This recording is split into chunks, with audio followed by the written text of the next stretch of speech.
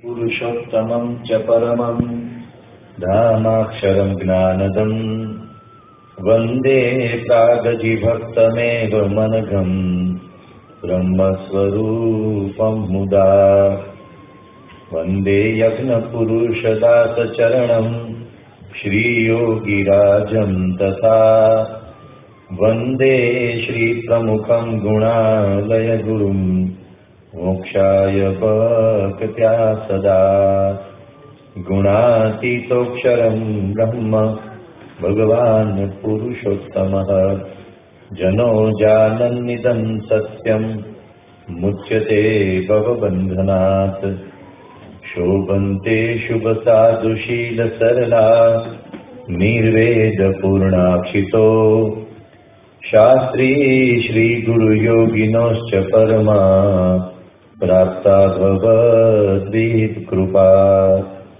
ધૃત્વા ધર્મધુરા સમુદ્ર મનસો ગંભીર નમ્રાવિદા નારાયણ સ્વરૂપદાસ ગુણિનં સ્નેહેન વંદેયહો. શ્રી સ્વામિનારાયણ ભગવાનની જય. શ્રી અક્ષર પુરુષોત્તમ મહારાજની જય. શ્રી ગુણાતીતાનંદ સ્વામી મહારાજની જય. શ્રી ભગતજી મહારાજની જય. શ્રી શાસ્ત્રીજી મહારાજની જય. શ્રી યોગીજી મહારાજની જય. પ્રગટ ગુરુહરિ પ્રમુખ સ્વામી મહારાજની જય.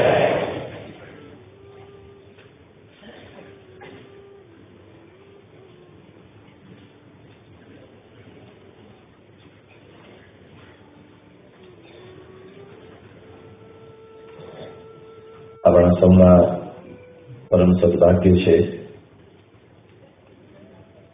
કે આપણે મનુષ્ય જન્મ ધારણ કર્યો અને એવા સમયે એક એવા બિરલ સંતની છત્રછાયામાં આપણને આવવાનું પ્રાપ્ત થયું, સૌભાગ્ય મળ્યું. આ પૃથ્વી ઉપર 6 અબજ કરતા વધારે વસ્તી વહેલી સવારથી મોડી સાંજ સુધી પોતપોતાના ઉદ્યમમાં લાગેલી રહે છે, પરંતુ એમાંથી કોઈક જ એવા હોય છે કે જે પોતાના જીવનના લક્ષ્ય તરફ કંઈક ઊંડું ચિંતન કરે છે. ભગવાને શા માટે આપણને જીવન આપ્યું છે? The question, what is the purpose of our human life, has been asked times without number. રોમારોલા લખે છે. અસંખ્ય વખત આ પ્રશ્ન પૂછવામાં આવ્યો છે. ભગવાને આપણને જીવન શા માટે આપ્યું છે? હેનરી ફોર્ડ બીમાર પડ્યા અને એમના તબીબે એમને કહ્યું કે આપની બીમારી હવે અસાધ્ય છે. તો હેનરી ફોર્ડે પૂછ્યું કે તો આગળનું પરિણામ શું આવી શકે? તબીબે એની ભાષામાં સમજાવ્યું કે હવે જીવનનો અંત દેખાય છે.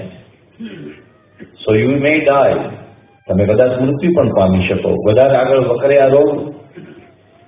તો હેનરી ફોર્ડ બહુ એકદમ વ્યથિત થઈ ગયા. એને મૃત્યુનો ડર હતો એટલે વ્યથિત થઈ ગયા હતા, એવા તો બાજુએ લાગી. પણ મુખ્ય એમના ડરનું કારણ એ હતું કે ભગવાને મને જીવન શા માટે આપ્યું? જો મને મારી જ નાખવાનો હતો તો?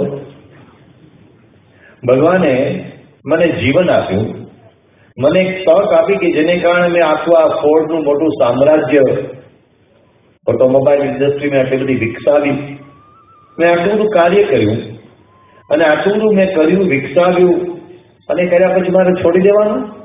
then what is the purpose of this life? જન્મ્યા, મહેનત કરો, તૈયાર કરો, કોઈ ઊંચા પદ ઉપર છોડો, ત્યાં સુધી પહોંચો અને પછી એકદમ પડતું મૂકે હળહળ કરતું. તો આવું શા માટે ભગવાન અમારી પાસે કરાવતા હશે? આવું અનેક લોકોને મનમાં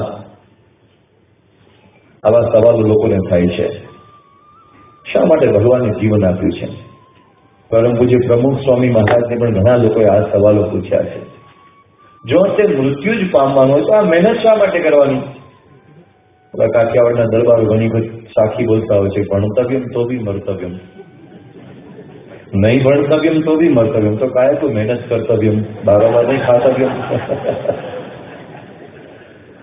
આ મને મહેનત શા માટે કરવાની? જો આ જ રીતે પરિણામ આવવાનું હોય તો. પણ ભગવાને આપણને જે મનુષ્ય દેહ આપ્યો છે એનું લક્ષ્ય શું છે, એનો હેતુ શું છે, એના ઉપર ખરા અર્થમાં ચિંતન કરનાર બહુ જ મુમુક્ષુ છે, ઓછા. અને એવા જે બહુ જ મુમુક્ષુ જે ઓછા છે એમાંથી કેટલાક લોકોને એમ થાય છે કે ઓકે, મારું જીવન મને મુક્તિ માટે પ્રાપ્ત થયું છે, મોક્ષ માટે પ્રાપ્ત થયું છે. મને એક પ્રસંગ યાદ આવી ગયો. શ્રીમદ ભગવદ્ ગીતાનું ભગવાન શ્રી કૃષ્ણનું વચન ઉચ્ચારીને આગળ વધું છું. મનુષ્યાણામ સહસ્રેષુ કશ્ચિત યતતિ સિદ્ધયે. આ અબજો મનુષ્યમાંથી કેટલાકને એક સ્પાર્ક થાય છે કે ભગવાને આપણને મનુષ્ય જન્મ આપ્યો છે તે મોક્ષ મેળવવા, મુક્તિ પ્રાપ્ત કરવા માટે આપ્યો છે. પણ એ જે આવું વિચારનારા જે બહુ જ થોડા લોકો છે એમાંથી કશ્ચિત યતતિ સિદ્ધયે, કેટલાક લોકો પ્રયાસ કરે છે. બહુ ઓછા લોકો પ્રયાસ કરે છે, ખબર તો હોય છે પણ પ્રયાસ કરનારા કેટલા? યતતામ અપી સિદ્ધાનામ, જે પ્રયત્નો કરી રહ્યા છે એવા લોકો, એમાંથી પણ એવા પણ હજારો, એમાંથી કશ્ચિત આપનોતિમાં, કેટલાક ભગવાન કે છે મારા સુધી પહોંચે છે, કેટલાકની મુક્તિ થાય છે, બધાની થતી નથી. તો એવા બહુ જૂજ લોકો છે કે જેને ક્યારેક સ્પાર્ક થઈ જાય, કંઈક કરવું છે, આ મનુષ્ય જન્માવે એળે નથી જવા દેવો, કંઈક સાધી રહેવું છે. પણ રસ્તો કયો? ગિરનારમાં ભૈરવ જપ ખાવો, કાશીએ કરવત મુકાવવી, કોઈ વાત કરે જઈને કાશી, કોઈ અન્ન ન ખાય રહે ઉપવાસી, એ મનની છે સર્વે હાસી. બ્રહ્માનંદ સ્વામી બોલે છે, અરે આ તો હાથી છે, મુક્તિ જોઈએ છે. You are making fun, you are making joke. મુક્તિના માર્ગ તો કઈ અલગ છે. કોઈડા પિંગલાની ખબર કરે, કર્યાગ્રહ તેને કેડ પડે, તેને ચિત્તને બમણો ફેર ચડે, મનમોહ ટળે, રામ મળે નિરમળ હરિજનના સંગથી. કોઈ યોગના માર્ગે ચડી જાય, યોગનો નિષેધ નથી કરતો, પણ આપણે જે યોગ સમજીએ છીએ તો હાથ પગ ઊંચા નીચા કરવા, માથું નીચે પગ ઉપર, એ વગેરે યોગને સમજીએ છીએ. બરાબર છે, સ્વાસ્થ્ય માટે એવી કેટલીક પ્રક્રિયાની જરૂરિયાત છે, એની કઈ ના પણ નથી. પણ મુક્તિ જોઈએ છે, મોક્ષ જોઈએ છે, તો અશક્ય નથી. બ્રહ્માનંદ સ્વામી કહે છે કે એને ચિત્તને બમણો ફેર ચડે. ઈડા પિંગલાની, સુષુમ્નાની બધી નાડીઓની વાતો પૂજ્ય આનંદ સ્વામીના પૂર્વાશ્રમના માતૃપક્ષે જગજીવન રાવળ, ભાવનગર વાળા, અને એમનો આખો પ્રસંગ શાસ્ત્રીમાંના જીવન ચરિત્રમાં બહુ વિગતે આવે છે. યોગના માર્ગે કેવો ફેર ચડી જાય છે. તો રસ્તો કયો છે? અમે પરમ પૂજ્ય પ્રમુખ સ્વામી મહારાજની આજ્ઞાથી બીએપીએસ સંસ્થા દ્વારા આઈમેક્સ ફિલ્મનું નિર્માણ ચાલી રહ્યું હતું. એ દરમિયાન હિમાલયની યાત્રાએ આના જ કાર્ય માટે નીકળ્યા હતા. અને એમાં બહુ પહેલેથી કંઈ નિર્ધાર્યું નહોતું, પણ એક દિવસ થોડા સંતોને વિચાર આવ્યો કે અમે હિમાલયમાં બિરહી નામની એક જગ્યા હતી ત્યાં સુધી પહોંચ્યા હતા, અને પછી અમારે તો પાછું હરિદ્વાર ને તેને દિલ્હી પાછું આવવાનું હતું. પણ એક બે સંતોને એવો વિચાર આવ્યો કે આપણે અહીં સુધી આવ્યા છીએ તો આપણે થોડુંક દૂર જોશી મળશે, ત્યાંથી થોડું દૂર બદ્રીનાથ છે, તો બદ્રીનાથ જઈ આવીએ. એ એપ્રિલ મહિનાના અંતના દિવસો હતા. બદ્રીનાથના દ્વાર ત્યારે હજુ ખુલ્યા નહોતા. બદ્રીનાથમાં ચારે બાજુ બરફ અને ઠંડી. એટલે શરૂઆતમાં તો બધાએ એ વાતને રિજેક્ટ કરી નાખી કે આપણે ન જવું જોઈએ, પણ પછી બધાનો ઉત્સાહ હતો, ચાલો ને જઈએ, ક્યાં વાંધો છે, હવે અહીં સુધી આવ્યા છીએ, વારે વારે ક્યાં આપણે હિમાલયમાં એટલે આવવાના છીએ. પૂજ્ય ઈશ્વરચરણ સ્વામી સાથે હતા, પૂજ્ય આનંદ સ્વરૂપ સ્વામી સાથે હતા, અને બીજા અમે આશરે 5-6 સંતો સાથે હતા. અને પછી એવું નક્કી કર્યું કે જઈને તરત પાછા આપણે આવી જઈશું. એટલે અમે જવા તો નીકળ્યા. અમે જોશીમઠનો ગેટ બતાવ્યો. અલકનંદા નદી જોશીમઠની બહારથી પસાર થાય છે, એની બ્રિજ અમે પસાર કરતા હતા ત્યારે ત્યાં લશ્કરી અધિકારીઓએ રોક્યા. ત્યાં એ લોકોની ફાટક આવે, ત્યાં અમને રોક્યા. એમણે કહ્યું કે મહારાજ કિશોર જા રહે હો. પછી ઉત્સાહમાં તમે કહ્યું કે અમારે તો ઉપર જવું છે. માપના ઉપર, બહુ ઉપર નહીં, ક્યાંય સુધી અમારે જવું છે, બદ્રીનાથ જવું છે. તો સંતોને જોઈને જરા આશ્ચર્ય થયું કે અત્યારે તો બદ્રીનાથના દ્વાર ખુલ્યા નથી, હજુ તો બદ્રીનાથના દર્શન 6 મહિના સુધી બંધ હોય છે, એ બંધ ગાળો એ અત્યારે ચાલી રહ્યો છે. અને અહીં લશ્કરનો કડક એવો જરા શિરસ્તો પણ છે કે આ સમય દરમિયાન ઉપર જવાય પણ નહીં, તો તમને ઉપર જવા નહીં મળે એવું અમને કહ્યું. પણ અમારી પાસે એક પરવાનો હતો અને પૂજ્ય ધર્મોસલ સ્વામી અગાઉથી લઈ રાખેલો, એટલે એ જે કઈ નાની મોટી બાબત કરવા જેવી હતી કરી રાખેલી, અને એ તો બીજા કોઈ હેતુ માટે કરી રાખેલી. એ બતાવ્યો પેલા અધિકારીને. તો અધિકારીએ જરા મારી સામે આમ આશ્ચર્ય જોયું કે સારું, તમારે જવું તો જાઓ, તમારી પાસે છે પરમિશન, પણ જવા જેવું નથી. પછી એણે અમને કહ્યું ખરા કે તમે જાઓ છો તો વાંધો નહીં, પણ તમે 3 વાગ્યાની આસપાસ નીચે ઉતરી જજો, કારણ કે સાંજે વરસાદ પડે, વર્ષા થાય, લેન્ડસ્લાઇડિંગ થાય, તમે ફસાઈ જાઓ, ઉપર કોઈ માણસ નથી, એવું ત્યારે સાધારણ સૂચના પણ આપી. તો અમારી આગલી ગાડીમાં આનંદ સ્વામી અને ઈશ્વર સ્વામી આગળની ગાડીમાં નીકળી ગયા હતા અને અમે પાછળની ગાડીમાં નીકળ્યા હતા. અને અમારી સાથે થોડા કલા પ્રેમી, પ્રકૃતિ પ્રેમી એવા બધા ભેગા હતા.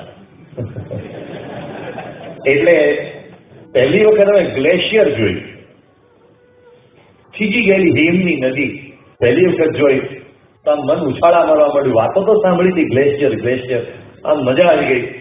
અલકનંદા નદીનો પ્રવાહ જોતો તો સામે બરફ જોયો, સ્નો જોયો. સ્નો તો આપણે પેલી ફ્રીજની ટ્રે સિવાય જાજો જોયો નહોતો ત્યારે, એટલે આ સ્નો જોયો, મજા આવી ગઈ. ત્યારે આ સ્નો છે એટલે આમ જોવા માટે અમારી સાથે થોડા ફોટોગ્રાફરો પણ હતા, ચાલો આપણે થોડા ફોટા પણ પાડીએ, આમ કરીએ તેમ કરીએ, અને આમ થોડા પેલી હિમની નદી પર થોડા ચડ્યા ઉતર્યા. હવે એમ કરતા કરતા કરતા અમે હનુમાન ચક્કી, ત્યાંના ચક્કીથી આગળ જતા તો ત્યાં ઈશ્વર સ્વામી, આનંદ સ્વામીની ગાડી નીચે ઉતરતી. અમે તો જઈ આવ્યા ઉપર, ને ઉપર તો બરફ સિવાય કાંઈ નથી, માટે હાલો પાછા.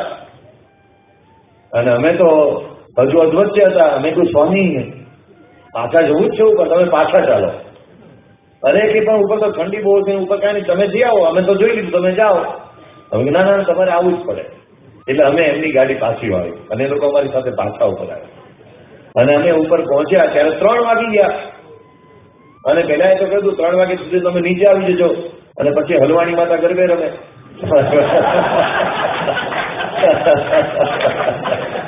હવે તો શું કરું, મૂંઝાયા, હવે કરવું શું? એટલે અહીંયા રહેવું જ પડે એવું થયું. એમાં પેલા એક હતું કરા પડવાના છે, એમાં પાછા ધીમો ધીમો વરસાદ ને છાંટો, એને એટલી બધી ઠંડી. મને તો બરાબર યાદ છે કે અમે કારમાંથી ઉતર્યા અને જે જગ્યાએ 1987 અમે ઉતરેલા એ પેલું પરમાર્થ લોક કરીને જગ્યા હતી. પેલા અમે ત્યાં ગયા, કદાચ આપણને ત્યાં રહેવા મળી જાય તો જગ્યા. એટલે ત્યાં અમે ગયા તો ત્યાં તો 18,000-20 ફૂટના બરફના ઢગલા હતા, 2 માણસના બરફના ઢગલા પડ્યા હતા, અને ત્યાં તો કોઈ હતું નહીં. એટલે પછી પૂજ્ય બ્રહ્મવિહારી સ્વામી અને હું અમે બે કારમાંથી ઉતર્યા અને બૂમો વાર્તા છે. પછી બીજા સંતો પણ નીકળ્યા, એક બાજુ વિશ્વહરી સ્વામી પણ થોડો પ્રયાસ કર્યો. અને અમને મનમાં એવું પશ્ચાતાપ થવા લાગ્યો, આપણે ક્યાં આવી ગયા. અસહ્ય ઠંડી, એટલી બધી અસહ્ય ઠંડી. અને મેં બધા શુરવીરો શાલ પણ લીધી નહોતી સાથે, માથે ટોપી નહીં, શાલ પણ નહીં, અને આવું સાદું ગાતર્યું, ઉપરથી પાછા નીચે ઉતરી જ જવું હતું એવું તો મનમાં પહેલેથી ક્લિયર હતું. અને અસહ્ય ઠંડી એટલે આમ મને બરાબર, મને તો એ સ્મૃતિ બરાબર યાદ છે કે આ દાઢી છે ને કડકડ બોલે પકડી રાખીએ તો ભલે નીચે હરવા પડી ન જાય એટલી. અને પછી અમે બદ્રીનાથમાં કૂતરું પણ જોવા ન મળે, ચારે બાજુ બરફ. અને અમે બૂમો પાડતા હતા, કોઈ કોઈ જુના આશ્રમો કંઈક ખસડાવીએ અને કોઈ મળે નહીં. એવા સમયે અચાનક જ આમ લગભગ લુંગી જેવું પાતળું કપડું પહેરીને ઉપર ખુલ્લા શરીરે દાઢીવાળા થોડા જટાવાળા એક મહાત્મા સામેથી ચાલ્યા આવતા હતા. એને અમને જોયા. આ એક માણસ અમને આશરો દેખાયો કે અમને પૂછીએ, અરે महाराज रात निकालनी है, रात ठहरना है, कोई आश्रम कोई जगह? सब बंद है महाराज, पूरा बद्रीनाथ बंद है, ક્યાંય જગ્યા મળે છે, ક્યાંય જગ્યા નહીં મળે. પછી એમને કહ્યું મારી ગુફા છે, એમાં હોય તો કેટલા લોકો છો તમે? અમે લગભગ 7 જણા છીએ, 2 ડ્રાઈવર ઉપરાંત 9, ટોટલ 9 જણા છીએ. સાઈઝ બધા નહીં.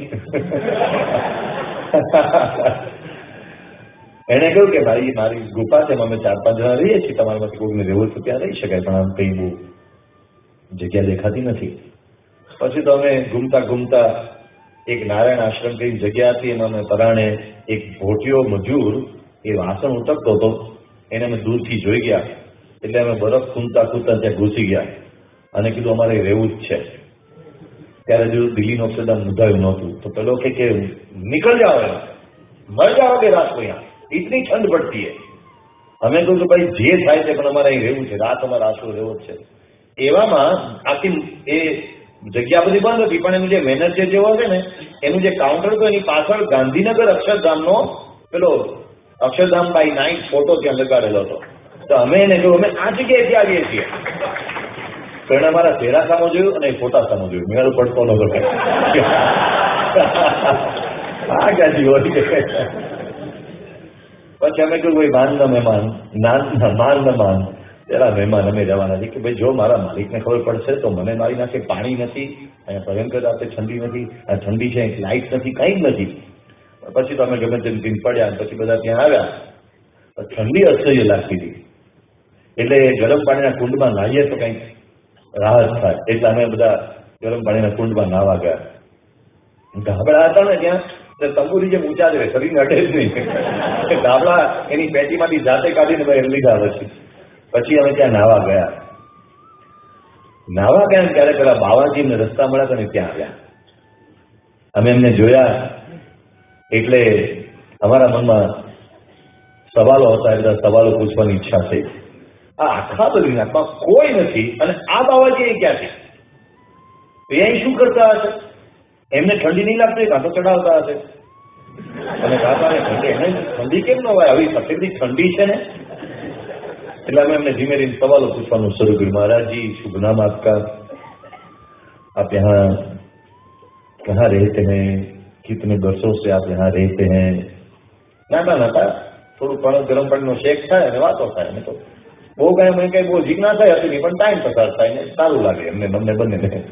એટલે અમે એને ધીમે ધીમે પૂછવાનું શરૂ કર્યું. પણ એમને એમની જે કથા કરી એમના જીવનની, એ આજની કથા સાથે બહુ જ ઉપયોગી એમનું વૃત્તાંત હતું, એટલે એ કહું છું.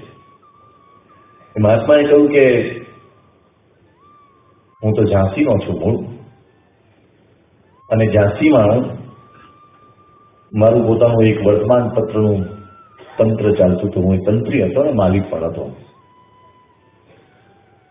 હું કોઈ ધર્મમાં માનતો નહોતો, કોઈ ધર્મ ગુરુમાં માનતો નહોતો, કોઈ ધર્મ ગ્રંથમાં પણ માનતો નહોતો, કોઈ ધર્મ સ્થાનમાં પણ માનતો નહોતો.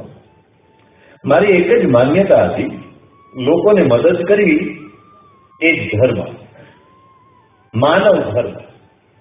આ સિવાય કશાય ધર્મમાં મારો કોઈ વિશ્વાસ હતો નહીં. અને એ મારી માન્યતા મુજબ હું દર અઠવાડિયે કોઈ એક નિશ્ચિત વારે, સોમવાર કે મંગળવાર કે ગુરુવાર, કોઈ એક નિશ્ચિત વારે હોસ્પિટલમાં જાઉં, ગરીબોને ફળ વેચું, જરૂર હોય તો નાની મોટી દવા ખરીદી લાવવા માટે પૈસા આપું અને દવા ખરીદી પણ આપું. હું એમ માનતો હતો કે આનાથી મોટો કોઈ ધર્મ નથી. And this is the only thing which I can do. એટલે હું એ રીતે ત્યાં જતો હતો. બહુ સાંકડું હિન્દી પણ બોલતા હતા, સાંકડું અંગ્રેજી પણ બોલતા હતા. એવામાં એ એક દિવસ એવું બન્યું કે હું ફળ વેચવા એક હોસ્પિટલમાં ગયો અને ત્યાં એક દર્દીની આસપાસ બેઠેલા લોકો રો કકળ કરતા હતા. એટલે મેં એ બધાને પૂછ્યું કે કેમ આટલા બધા રો કકળ કરો છો, શા માટે એટલા બધા ઉદાસ છો, શું થયું છે તમારા સ્વજનને? એટલે એમાંથી એક જણાએ સમજાવ્યું કે આમને જે રોગ થયો છે ડોક્ટર એમ કે છે કે આ બહુ થોડાક કલાકો બહુ 1-2 દિવસ જીવે તો જીવે, અને આ તો અમારા કુટુંબનો મોભ છે, અમારા કુટુંબનો આધાર છે. એટલે કે મેં ડોક્ટરને પૂછ્યું કે સાહેબ આને શું થયું છે, આને બચાવી શકાય તેવો નથી? ડોક્ટરે કહ્યું કે ભાઈ હવે એને આ પ્રકારની ફલાણા પ્રકારની વ્યાધિ થઈ છે, અને એ વ્યાધિમાંથી એને જો ઉગારવો હોય તો એક જ રસ્તો છે કે એક ફલાણા પ્રકારનું જો ઇન્જેક્શન આપણે તાત્કાલિક અમુક કલાકોમાં આપીએ તો એના ચાન્સીસ છે બચી જવાના, અને અમુક ફ્રિકવન્ટલી અમુક સમય આપણે ઇન્જેક્શન આપતા રહેવું પડે તો શક્યતા છે. તો કે પણ સાહેબ આપો ને, ભલે ગમે તેટલો ખર્ચ થાય, હું પૈસા આપી દઈશ. પણ ઝાંસીમાં એ ઉપલબ્ધ નથી. તો ક્યાંથી મળે? દિલ્હી મળે, બોમ્બે મળે. તો હું ત્યાં જઈને લઈ આવું, હું ત્યાં જઈને વ્યવસ્થા કરું. વિજયારાજે સિંધિયા, મહારાણી રાજમાતા ગ્વાલિયરના, એમની સાથે અમને સંબંધ. એટલે અમે રાજમાતાને ફોન કર્યો, વિજયારાજે સિંધિયાને, કે તમારું પ્રાઇવેટ જે હેલિકોપ્ટર કે પ્લેન જે કે છે તે મને તાત્કાલિક એક દર્દીને બચાવો છે માટે આપી શકો? તો એમના જે પરિવારનું જેવું સાધન હતું એમને કહ્યું અમે તમને આપીશું. એટલે આવ્યું, એમાં એમણે એક માણસને મોકલ્યો. એ માણસ તાત્કાલિક મુંબઈ કે દિલ્હી એ ઔષધ, એ જે ઇન્જેક્શન હતું તે લેવા ગયો.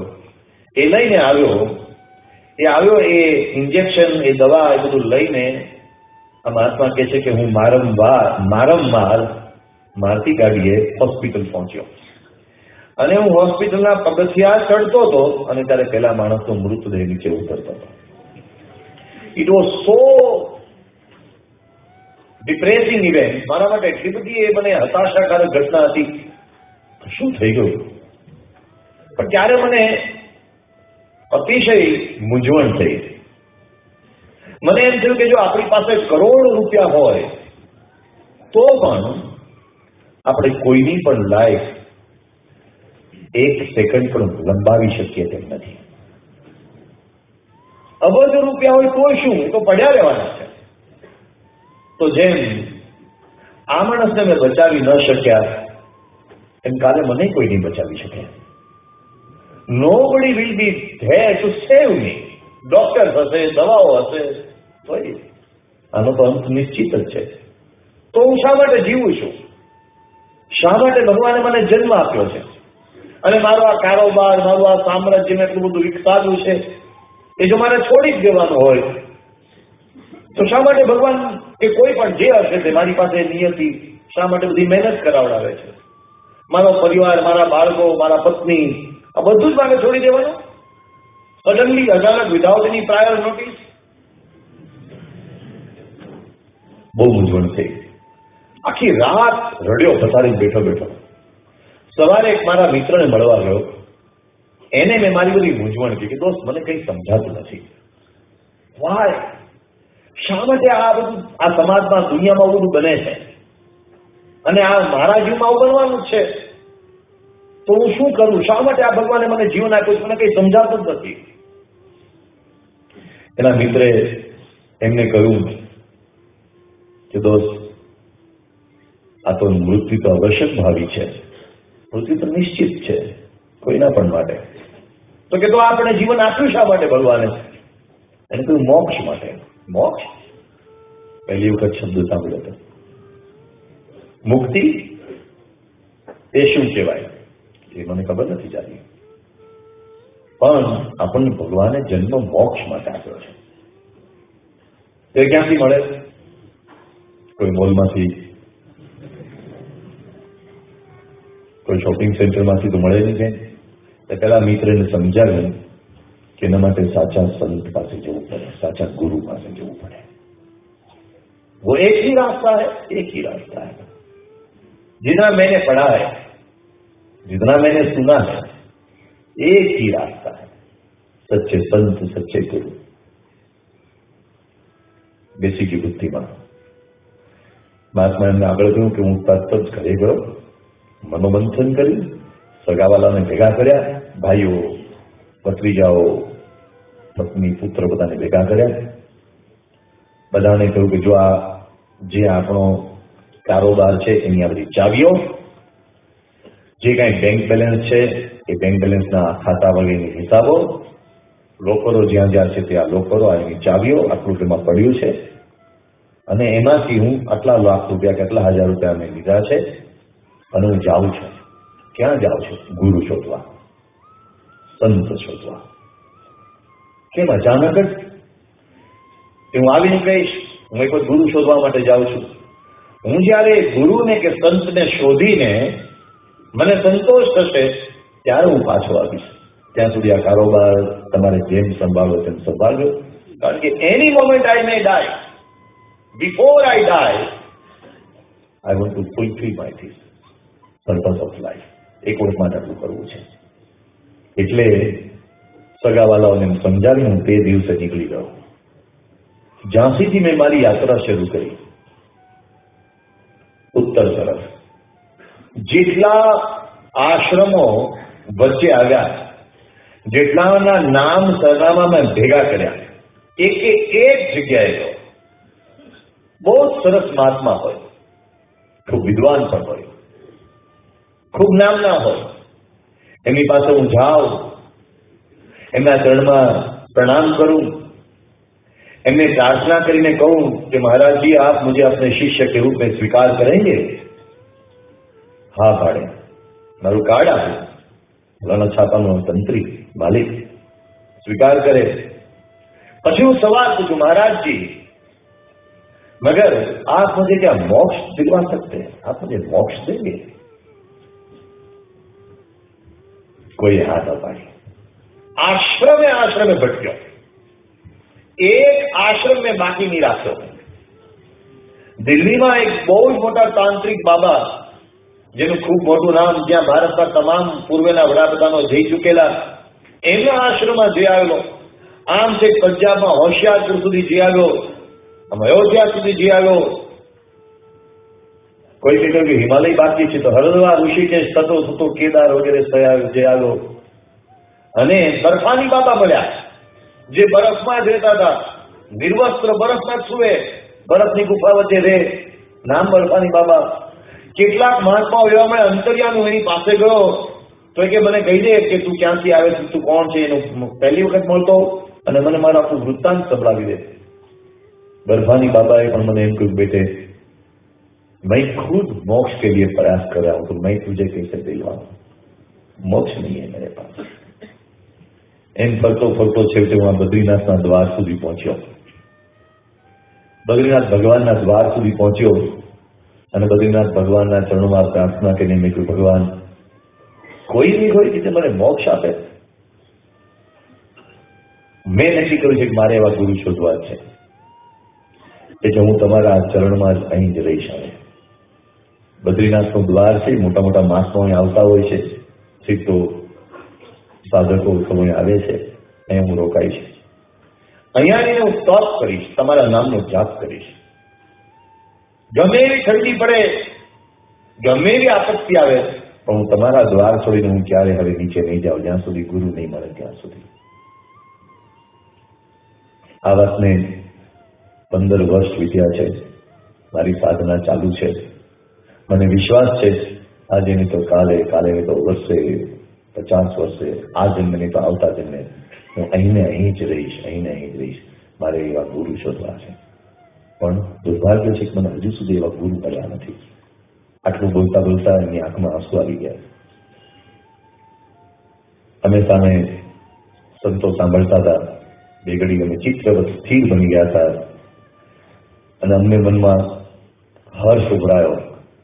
ન ગઈ ગંગા ગોદાવરી કાશી, ઘેર બેઠા મળ્યા અક્ષરવાસી.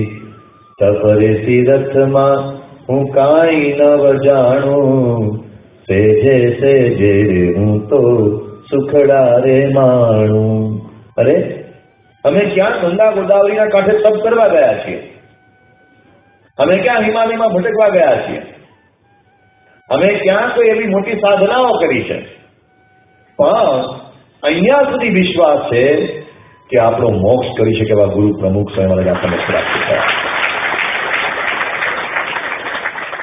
અને વિના આયાસે, વિના પ્રયાસે અરે કોને ખબર પૂર્વ જન્મમાં કઈ કર્યું હશે કે કેમ, પણ અત્યારે તો કઈ લાગતું નથી.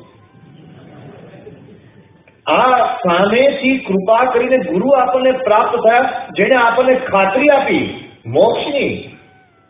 આ મહાત્મા અમને કહ્યું કે હું આશ્રમે ભટક્યો, ધુરંધરો પાસે ગયો,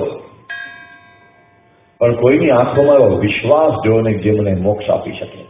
અને આ પ્રમુખ સ્વામી મહારાજ જાહેરમાં પુષ્પ દલોત્સવની સભાઓમાં એક વખત કે બે વખત નહીં, કેટલી વખત બોલી ચૂક્યા છે.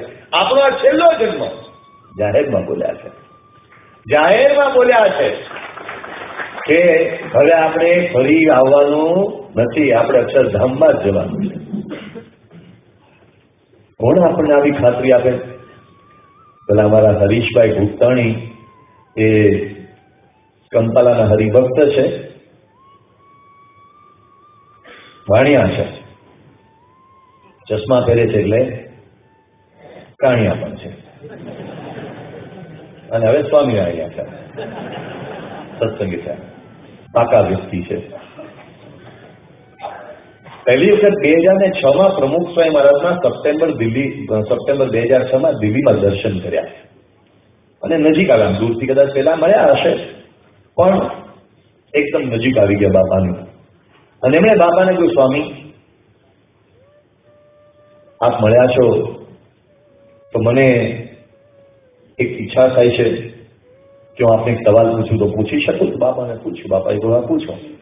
સ્વામી મારો મોક્ષ થશે? તો બાપાએ હા પાડી, તમારો મોક્ષ થઈ ગયો છે, તમારો મોક્ષ જ છે. મને બહુ આનંદ થઈ ગયો. પછી એમને બાપાને કહ્યું, સ્વામી હું હવે મારા ધંધા વેપાર રોજગાર બધું ઓછું કરી નાખું, બધું બંધ કરતો, અને આ જ કામ કરું, ભજન ભક્તિ. એ વહેલે સવારે 3 વાગે 4 વાગે ઉઠીને યજ્ઞ કરે, સાધના કરે, 8 વાગ્યા સુધી માળા ફેરે, બધું કરતા હતા પહેલેથી કંઈ. એટલે બાપાને બધું પૂછ્યું. બાપા કે ના, તમારો ધંધો છે બધું ચાલુ રાખો, સત્સંગ કરો, આ કરો, કંઈ છોડવાની જરૂર નથી. 2007માં બાપા મોમ્બાસા પધાર્યા.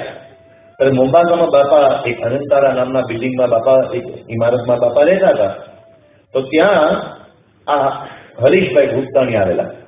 એમણે પૂછ્યું, ઈશ્વર સ્વામી, કદાચ પૂછ્યું આનંદ સ્વામીને પણ કહ્યું હશે કે અમે બધા સંતો હતા, અમને બધાને કહ્યું કે મને બાપા પાસે લઈ જાઓ, મારે બાપાને કહેવું છે કે સ્વામી બંધન થશે તો, એટલે મારે આ ધંધો વેપાર રોજગાર ઓછા કરવા છે કે બંધ કરવા છે. તો બાપા મને આજ્ઞા આપે એવું તમે બાપ આગળ જઈને જવા, મારા વચ્ચે વિનંતી કરો, મારી સાથે ચાલો. પછી ઈશ્વર સ્વામી સાથે હતા, મારા બીજા 2-3 સંતો પણ સાથે હતા. અમે બધા બાપા પાસે ત્યાં ગયા, બાપાને વાત કરી. એમણે પોતે પણ રજૂઆત કરી કે સ્વામી મારી ઈચ્છા છે મોક્ષ જ પ્રાપ્ત કરવો છે, બીજું કંઈ કરવું નથી. તો હવે આ બધું ધંધા વેપાર રોજગાર બધું મારે ઓછું કરી દેવું છે, કારણ કે ભગવાનની દયાથી ખૂબ કમાઈ ચૂક્યો છું. એમાં તો મારે કોઈ કમાવાની એવી કોઈ ચિંતા નથી, અમુક બેઠી આવક છે, મારે બધું નથી કરવું હવે, કારણ કે કરવામાં બંધન થશે, ને બંધન થશે તો મોક્ષ મારો નહીં થાય. તો બાપા આશીર્વાદનો બરાબર ધક્કો માર્યો, અને મહારાજની કૃપાથી કંઈ એવું બંધન નહીં થાય, યોગી બાપા મળ્યા છે કંઈ નહીં થાય, તમે ધંધો બમણો કરો, વાંધો નથી, જાઓ, આશીર્વાદ છે. બહાર આવી અને કહેવા માંડે આમ તો બમણો કીધો, આ તો ઘટાડો હશે, મારે નથી કરવો. ના આશીર્વાદ છે, બધું બાપા બોલ્યા છે, બધા સંતોએ કહ્યું, બાપાએ કહ્યું કોઈ શંકા નહીં કરવાની. આના પણ કે મને અફળામણ થાય છે બધું, ખરેખર મોક્ષ થશે. બાપાએ ધક્કો માર્યો, બાપાએ કીધું વિશ્વાસ રાખો. આ વાતને 2-3 વર્ષ વીતી ગયા. એમણે સારંગપુર બાપા બિરાજતા હતા, અને એક સેવા માટેનો ચેક મોકલાવેલો, અને એ ચેક સારંગપુરમાં સીધો સંતોએ જે લખે હોય આપણે વ્યવસ્થાપક, આપણા એકાઉન્ટન્ટ, એને સીધો બેંકમાં નાખ્યો હશે. બેંકમાંથી ચેક પાછો આવ્યો, કારણ કે એમાં હરીશભાઈ સહી કરવાનું ભૂલી ગયા હતા. એટલે બેંકમાંથી ચેક પાછો આવ્યો, એટલે તરત સારંગપુરથી ત્યાં સૂચના ગઈ કે ભાઈ આ બેંકમાંથી ચેક પાછો આવ્યો છે. એટલે હરીશભાઈને જરા દુઃખ થયું કે આવું તો ન થવું જોઈએ, મંદિરમાં સેવા કરી એમાં તો ચેક પાછો ન આવવો જોઈએ ને. એટલે એને તરત બાપાને ફોન કર્યો. બાપા તે વખતે સારંગપુરમાં બિરાજતા હતા. સ્વામી મારી બહુ જ મોટી ભૂલ થઈ ગઈ કે આવી રીતે મેં ચેક મોકલાવ્યો અને સહી કર્યા વિના મોકલાવ્યો, તો એને કારણે થોડું મંદિરનું આવું ખરાબ પણ દેખાય. આવા કોરા સહી વિનાના ચેકો નાખો તો સારું પણ ન દેખાય, તો મને તમે દંડ કરો, મને શિક્ષા કરો. બાપા કે ના, હવે કઈ શિક્ષાની જરૂર નથી, ભૂલમાં રહી જાય, આમ છે તેમ છે. બાપાએ ત્યારે લાઈટલી એને સમજાવ્યા. ના બાપા એવું નહીં, મને કઈ એની નિમિત્તે વધારે સેવા કરો, વધારે કંઈક આજ્ઞા કરો, વધારે પૈસા લખો. ના ના તમે કરી છે કરો છો ને કંઈ વધારે શું કરવાની જરૂર છે? ના ના પણ સ્વામી કંઈક કહો છો. બાપાએ કીધું સારું, આવી રસોઈ કે આવી ફલાણી પ્રકારની તમે સેવા કરજો. તો કે સારું. તો કે સ્વામી હું સેવાની રૂબરૂ જ આવું છું. એટલે રૂબરૂ આવ્યા.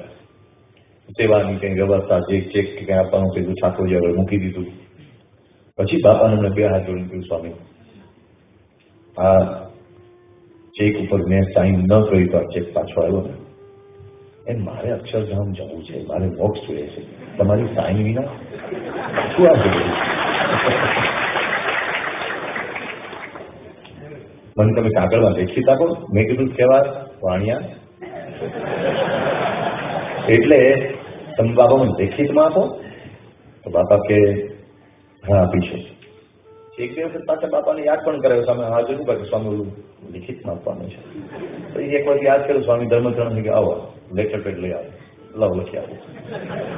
લખી આપ્યું તમારો આ છેલ્લો જન્મ છે, શાસ્ત્રીમાં યોગીમાં અંતકાળે તેડવા આવશે લખે શાસ્ત્રી મારે ચિંતા. અરે દુનિયામાં કોણ છે ખાલી લેખિત ખાતરી આપે? આવા અદભુત ગુરુ આપણને પ્રાપ્ત થયા છે. કયા પ્રયાસ છે, કયા પુણ્ય, કઈ જ ખબર નથી. પણ આપણે બહુ લાઇટલી લઈએ છીએ. જેને સાધના કરી હોય, જેને મહેનત કરી હોય, જેને ખૂબ જાત જાતના વ્રત તપ કર્યા હોય અને પછી હાથમાં આવે તો આમ અદદ થાય. અને આપણને તો સેજે સેજે બાપા મળ્યા છે તો બાપા બેઠા આપણે બગાસા ખાતા હોઈએ. બાપા બેઠા આપણે બાર આંટો મારી આવે કે બહુ બાપા બહુ લાંબુ બેઠા, હાલો આંટો મારી આવીએ. આપણને બાપા સરળતાથી દર્શન આપતા હતા. આ જ કરી પર હું ભૂલતો નતો, જગ્યા તો અહીંયા જ હતી, અહીંયા જ બેઠા હોય અને આપણે આમ બાજુ બેઠા કોણ આવ્યું કોણ જોયું લે લેવો તો અત્યારે હું કામ ભૂલ થઈ જતો હશે, શું જરૂર છે? ત્યાં આપણે એ બાજુ જોતા હોઈએ, એકાગ્રતાથી દર્શન નહોતા કરતા ને હવે બાપા દર્શન નથી આપતા ત્યારે આપણે 3 વાગ્યા ખોડાઈને બેઠા, બાપા આવે બાપા આવે. બાપા કે હવે તમે જરા રાહ જુઓ, હું ક્યારેક તમારી રાહ જોતો હતો. પણ સરળતાથી આપણને અદભુત પ્રાપ્તિ થઈ છે. યોગી બાપાએ આપણને અદભુત વાત કરી છે, પ્રાપ્તિ મોટી થઈ છે. હવે તેમાં વિઘન આવવા ન દેવું. આ સરળતાથી પ્રાપ્તિ થઈ છે એટલે ડોલરની નોટને કોઈ કાચો કાગળ સમજાવીને જતો ન રહે. કોઈ આ અબજો રૂપિયાની સાચી મિલકતને કોઈ સામાન્ય ઝૂંપડપટ્ટીમાં ખપાવીને જતો ન રહે. એટલે આપણે સાધના કરવી જરૂરી છે. ગુરુનો મહિમા, ગુરુના ગુણનું ચિંતન અનિવાર્ય છે. ફાયદો આપણને છે. પ્રમુખ સ્વામી મહારાજને કોઈ ફાયદો થવાનો નથી. પ્રમુખ સ્વામી મહારાજનો મહિમા, એમના ગુણનું ચિંતન આપણે કરીએ જેથી આપણી આ પ્રાપ્તિ આપણને જે થઈ છે એ બરાબર અંદર ધરવાય, પણ ફાયદો આપણને થવાનો છે. પ્રમુખ સ્વામી મહારાજના ગુણનું ચિંતન બેઠા બેઠા આપણે અહીંયા કરીએ તો સારંગપુરમાં એમના મોઢામાં ક્યાં કોળીઓ પહોંચવાનો છે? સારંગપુરમાં બેઠા બેઠા એમને ક્યાં કઈ પંખો કે એમની કે એસીની હવા પહોંચવાની છે? એમને તો એ જે છે ત્યાં જ છે, જે એમની સ્થિતિ છે તેમાં તેમ જ છે. પણ જે આ ગુણનું ચિંતન કરે છે એ ધન્ય થઈ જાય છે, કૃતાર્થ થઈ જાય છે, એ ખાટી જાય છે. મહારાજ પ્રથમના 58માં વચનાવળમાં તો કેટલી અદભુત આ ગુણ ચિંતનની સિદ્ધિ બતાવે છે. નિષ્કુળાન સ્વામી ભક્ત ચિંતામણીમાં બીજા પ્રકરણમાં સંત કૃપાની વાત કરી છે. સંત કૃપાએ સુખ ઉપજે, સંત કૃપાથી સરે કામ, સંત કૃપા વિના સાધુતા કહોને પામ્યા કોણે. નિષ્કુળાન સ્વામી બધું લખ્યું છે. એમાં સંત કૃપાથી સદગુણ એમ શબ્દ વાપર્યો છે. આ વાત જરા સમજવા જેવી બાબત છે. કોઈ પણ માણસની કિંમત શાનાથી થાય છે? એની પાસે અબજો રૂપિયા હોય તેનાથી. આજકાલ સેલિબ્રિટી શબ્દ બહુ છોટ્યો છે, સેલિબ્રિટી. પણ કોઈ પણ માણસની મહાનતા એ સેલિબ્રિટી પણાથી નથી થતી. કોઈ પણ માણસની મહાનતા શાનાથી હોય છે? અબ્દુલ કલામ પાસે અબજો રૂપિયા હતા? જરા વિચાર કરવા જેવી બાબત છે. એક વ્યક્તિ કે જેની પાસે, જેનો જન્મ પણ સામાન્ય કુળમાં થયો હતો,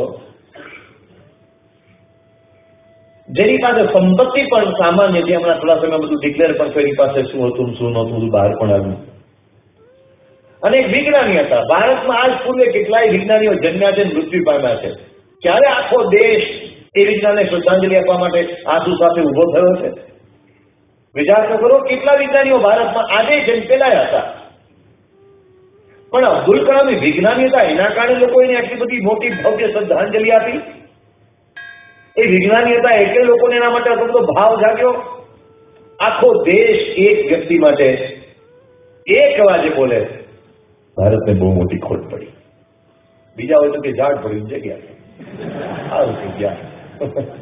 આમાં આખો દેશ બોલ્યો, કલામ आपकी भारत को जरूरत है. आखो देश बोलो. કેમ?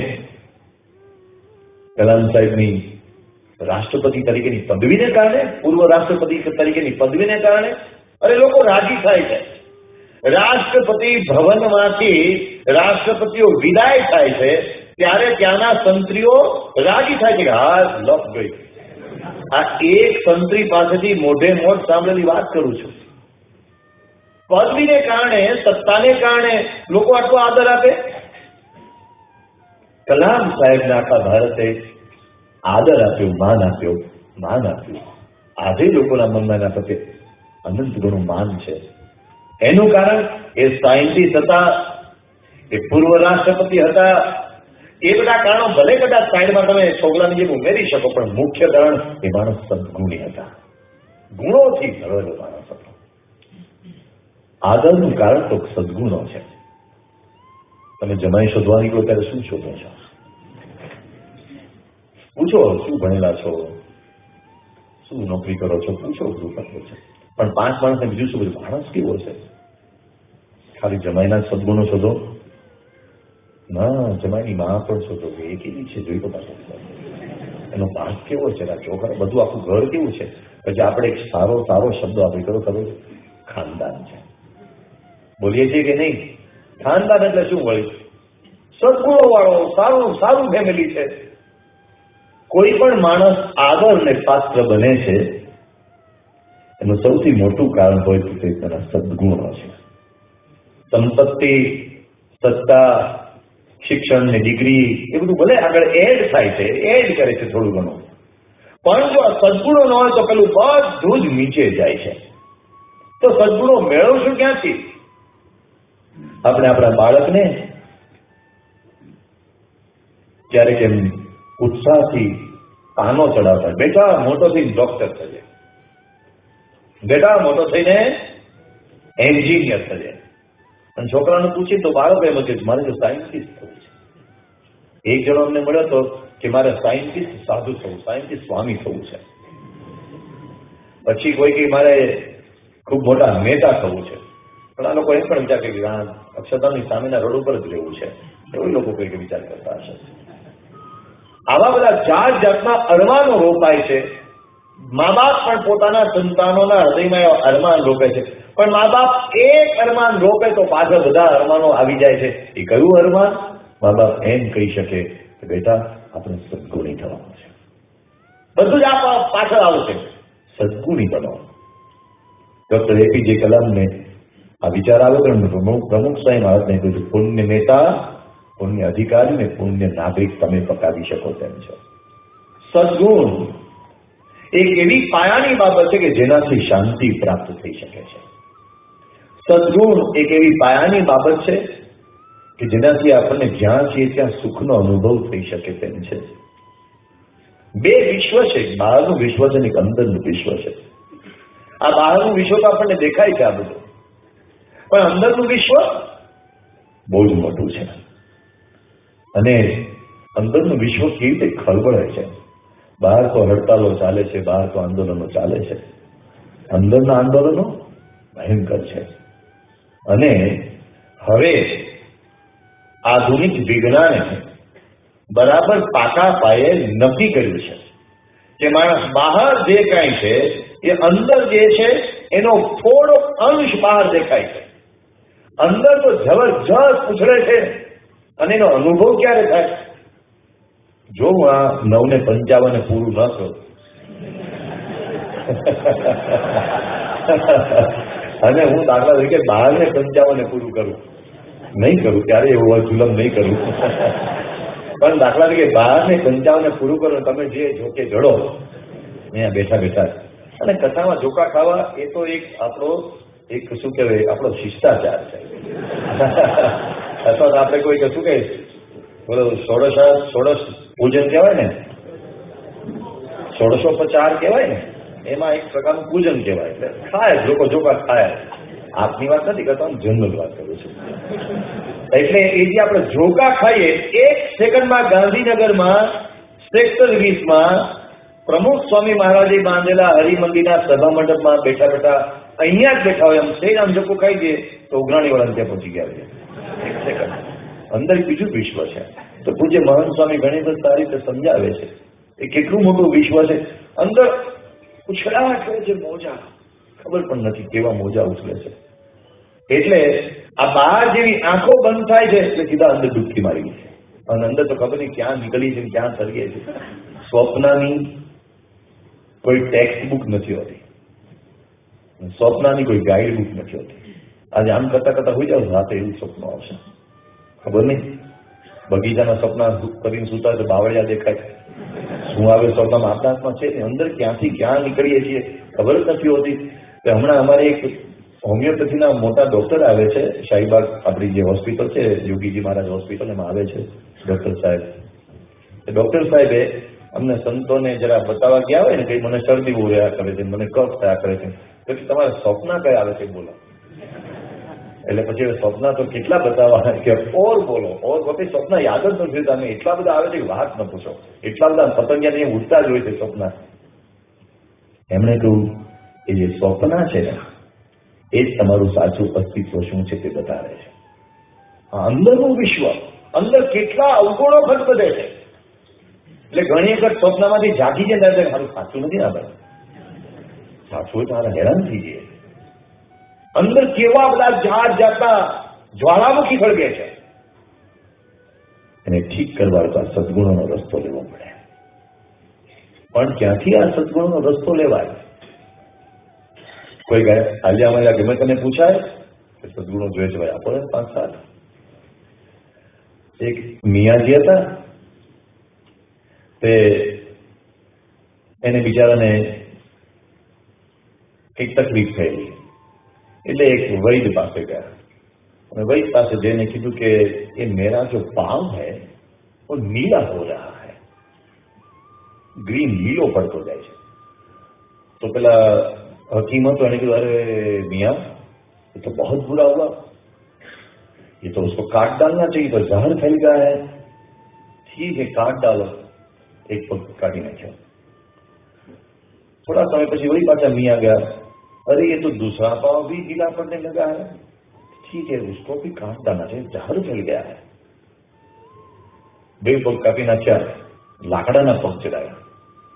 પછી થોડા समय પછી પાછો એ મુસલમાન હकीम પાસે ગયો, अरे ये तो जो लकड़े का पाँव है वो भी नीला पड़ने लगा है. लाकड़ाનો પગ કેવી રીતે લીલો પડે? પછી वो हकीम खंजो के अरे मियाँ अब बात समझ में आई, ये लुंगी कलर छोड़ती है.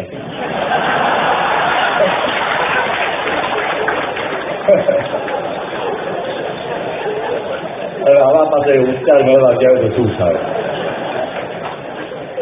ગમે તેની પાસે જવાય ટાંટિયા પેપર શકે, કોની પાસે સદગુણ લેવા જવાય?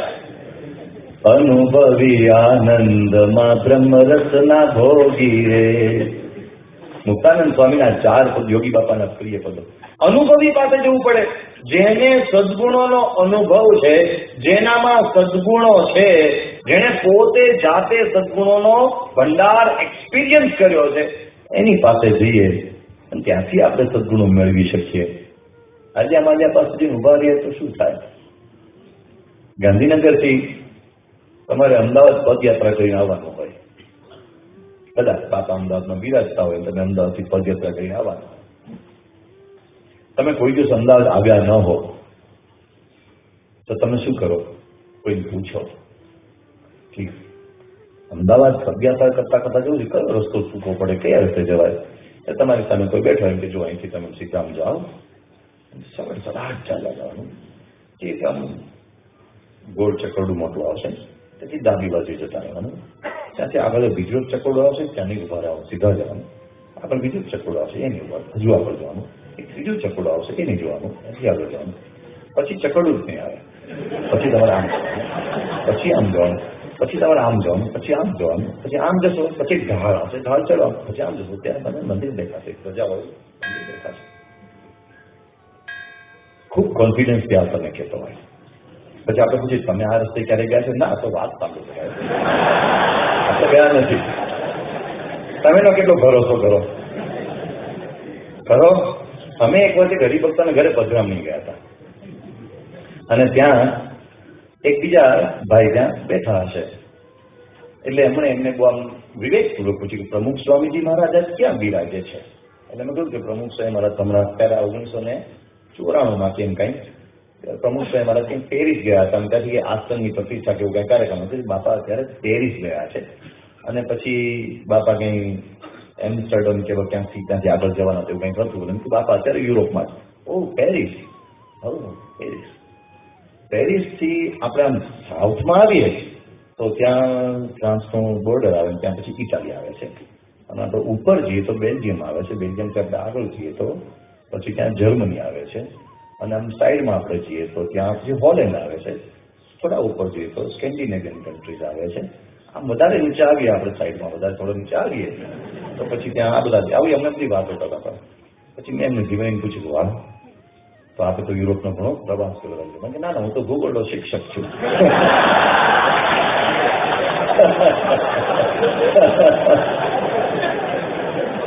અનુભવી.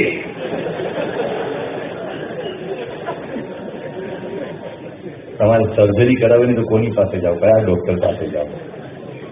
અમારે ડોક્ટર દીપકભાઈ ત્રિવેદીએ એક વખત પ્રસંગ કર્યો હતો કે એક એમની પોતાની કઈ નાની સર્જરી કરવાની હતી અને સર્જરી કરતા તો તેવા સમયે અચાનક જ એમને કોઈ ફોન આવ્યો. એટલે એમને જનરલી ફોન આવે તો કઈ રાખ્યો, ભાઈ મને ફોન સર્જરી દરમિયાન નહીં આપવાનો. પણ પેલા બહુ ખખડાવ્યું કે સાહેબ ખોલો ને, આ ફોન અગત્યનો છે. એટલે ઇન્ટરકોમ ફોન આવ્યો છે, ક્યાંથી બહારથી આવ્યો છે. સાહેબ ફોન કંઈક ઇમરજન્સી છે, તમે લો ફોન. પછી એમને ફોન લીધો. શું છે કે તમે ઇમરજન્સી આવી છે તાત્કાલિક આવો. એટલે હજુ તો પેલા પેશન્ટને કંઈ એનેસ્થેશિયા પણ નહોતું આપ્યું તો અંદર લઈ ગયા હતા. તો કે ચાલો જલ્દી પહોંચી જાઓ. તો ત્યાં ગયા, બાજુમાં જ એમનું જે પોતાનું સર્જિકલ હોમ થોડેક દૂર કંઈક જગ્યાથી ત્યાં પહોંચ્યા તો ઓપરેશન થિયેટરની અંદર સર્જન ચટાપાટ પડ્યા હતા નીચે ફ્લોર ઉપર. અને એક યુવાન સર્જન, તાજો જ MS થઈને બહાર આવેલો સર્જન હશે. અને પેશન્ટ ઉપર જે એનેસ્થેટિસ્ટ હતો એ બિચારો ત્યાં બેઠો પેશન્ટ જે કંઈ ટકાવી રાખવાનું કામ કરવાનું એ કરતા હશે. અને અમે ત્યાં જઈને પહોંચીને પછી તાત્કાલિક ત્યાં નર્સ હતા. એમને પૂછ્યું શું થયું? તો અમને કહ્યું કે ભાઈ કંઈ ખબર નહીં શું થયું. ના, સાહેબ ગભરાઈ ગયા છે. એનેસ્થેટિસ્ટે કહ્યું કે ભાઈ આમાંથી કંઈક કપાયું છે ને એવું કંઈ કંઈ આમ છે તેમ જે કંઈ સ્ટોરી કહેવાની એવી કીધી. દીપકભાઈ તરત સાંભળી લીધો. પછી પેલો જે ચસ્સોપાક પડ્યો તેને ઉઠાડ્યો. એનેસ્થેટિસ્ટ પણ એના જેવો જ નવાણ્યો હતો અને આ નવાણ્યો હતો. ઉઠાડ્યો ડોબા ઊંધો ચટ થોડા અહીં પડ્યો છે. તું શરમ નથી આવતી? તારું પેશન્ટ ટેબલ ઉપર છે, ત્યાં ખોલ્યું છે. સાહેબ પેશન્ટ જીવે છે કે નહીં? પેલા તું જીવે છે જો ને ભલા મને, પેશન્ટ તો જીવે જ છે. ત્યાં તમે શું થઈ ગયું? આવું શું કહ્યું? સાહેબ કંઈક મારાથી બહુ મોટી ભૂલ થઈ, કંઈક કપાઈ ગયું અને લોહીનો ફુવારો જો ગભરાઈ ગયો. સાહેબ કંઈક ભૂલ થઈ ગઈ છે મારી, શું થઈ ગયું સમજાતું નથી. પેશન્ટ જીવે છે. પછી દીપકભાઈને ઊભો કર્યો. પછી એને સમજાવ્યું કે ભાઈ આવું કંઈ પણ ભૂલ થાય કદાચ તો એમાં ફીટ આવે ને આપણે પડી જેવું આવતું હશે. જાય તો પેશન્ટ જાય, આપણે તો પડે જ રહેવાનું હોય. વસ્તુ એમ કે આવું શું કરે, આમાં આ ક્રિટિકલ મોમેન્ટમાં વધારે એલર્ટ થવાનું હોય. ક્રિટિકલ મોમેન્ટમાં વધારે આપણે ચોજાળા થવાનું હોય. ત્યાં તું ઊંધો પડે છે, શરમ નથી આવતી આમ છે. નવું સર્જિકલ હોમ શરૂ કરે. એના બાપુજીના પૈસે, એના બાપુજી ડોક્ટર નહીં પણ પૈસા આવે છે. નવું સર્જિકલ હોમ ચાલુ જ કર્યું છે. સીધા છાપકામ જ ચાલુ કર્યું છે પૈસાને. નક્કી કર્યું હશે. પણ આ અનુભવ પેલા નર્સ ઓલો પેશન્ટ કે દોડતો બહાર આવ્યો સર્જિકલ હોમમાંથી, અંદરથી ઓપરેશન થિયેટરમાં દોડતો બહાર આવ્યો. તો બહાર સગાવલા પેલું લીલું કપડું બધું માથે આમ બધું લઈને આવેલા છે. શું છે પણ બધા સગાવલા કે કેમ બહાર આવ્યો? મારે નથી સર્જરી કરાવી, મારે નથી કરાવી. અરે પણ થાકે છે શા માટે? પાછળ ડોક્ટર ને નર્સ દોડતા દોડતા કે શું થયું થાય? અરે કે હું જયારે હજુ તો આમ આંખો મૂકીને બેઠો તો હજુ આ લોકો મને એનેસ્થેસિયા ચડાવે પેલા તો મને ખબર પડી ગઈ કે શું ખબર પડી ગઈ કે હું વાતો સંભળાવી કે શું વાતો સંભળાવી એમ વાતો સાંભળી કે આ ઓપરેશન તો સાવ સહેલું છે, જરાય અઘરું નથી, આમાં તો હું હમણાં પતી જશે કે મને અવાજ સાંભળે તો કે તો સાચી જ વાત છે ને તો સામાન્ય ઓપરેશન તો એમ નહીં નર્સ ડોક્ટરને સમજાવતી હતી હું તો આની પાસે કરાવે ઓપરેશન? તારે નથી કરાવવું. કોની પાસે જાઓ તમે? સદગુણોની વાત ચાલી રહી છે. સદગુણોની વાતો કરનારા બહુ મળશે, સદગુણો ઉપર લેક્ચર આપનારા બહુ મળે, સદગુણો ઉપર લેખો લખનારા બહુ મળે, સદગુણો ઉપર કેટલાક લોકો થીસીસ કરનારા મળશે તમને, પણ સદગુણો જીવનારા એક પ્રમુખ સ્વામી મહારાજ છે કે જે જીવે.